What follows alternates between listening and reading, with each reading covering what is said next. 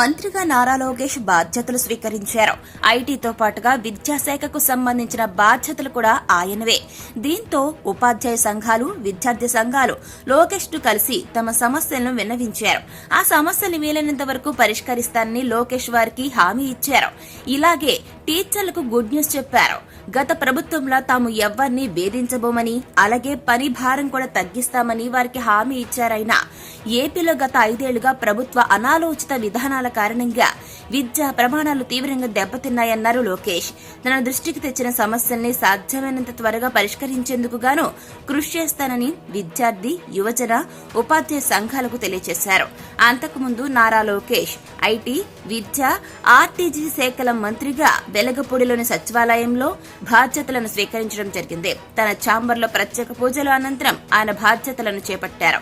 Mega డిఎస్సికి సంబంధించిన ఫైల్పై తొలి సంతకాన్ని చేశారు. అలాగే పలు ఫైళ్లను పరిశీలించారాయన. ఏపీపీఎస్సీ పోస్టుల భర్తీ సమయంలో కాంట్రాక్టు లెక్చరర్ల పోస్టులను మినహాయించి నోటిఫికేషన్ ఇవ్వాలని ఏపీ పాలిటెక్నిక్ ఆల్ కాంట్రాక్ట్ లెక్చరర్ల అసోసియేషన్ మంత్రి లోకేష్ ను కోరారు. అలాగే పాఠశాల విద్యాశాఖలో జీవో 170ను రద్దు చేయాలని ఏపీ ప్రైమరీ టీచర్స్ అసోసియేషన్ ప్రతినిధులు వినతి పత్రం అందజేశారు. ఈ వినతుల్ని పరిశీలించి తగిన నిర్ణయం తీసుకుంటామన్నారు మంత్రి లోకేష్.